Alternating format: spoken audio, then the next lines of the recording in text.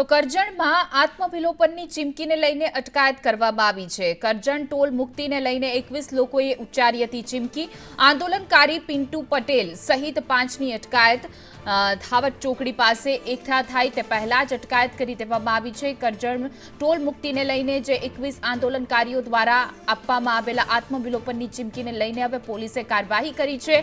આંદોલન કરે તે પહેલા જ પોલીસે તમામ આંદોલનકારીની ધરપકડ કરી લીધી છે। આંદોલન પહેલા જ 5 જેટલા લોકોની અટકાયત કરી લેવામાં આવી છે। પોલીસે મુખ્ય આંદોલનકારી પિન્ટુ પટેલની સવારે 7 વાગે ઘરેથી જ અટકાયત કરી હતી, કારણ કે જે રીતે ટોલ પર પૈસા ઉઘરાવવામાં આવે છે તેને લઈને આ લોકોનો વિરોધ પ્રદર્શન હતો અને ચીમકી ઉચ્ચારવામાં આવી હતી આત્મવિલોપનની। ત્યારે પોલીસ એક્શન મોડમાં અને પોલીસે આ તમામ 5 લોકોની અટકાયત કરી લીધી છે।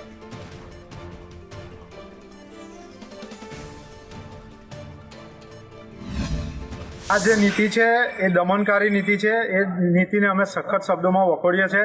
સ્થાનિકોને હક અને અધિકારની લડત માટે જ્યારે આજે અમે સવારમાં 21 જણ જઈ રહ્યા હતા ત્યારે પોલીસને આગળ કરી અને આ જે દમન નીતિ વાપરવામાં આવી છે એને સખત શબ્દોમાં અમે વખોડીએ છીએ।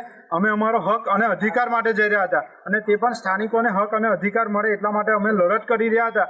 ત્યારે હવે પોલીસ પ્રશાસનને આગળ લાવીને જ્યારે આજે અમારી ધરપકડ કરવામાં આવી છે એને અમે સખત શબ્દોમાં વખોડીએ છીએ અને આ જે દમન નીતિ છે એને ક્યારેય ચલાવી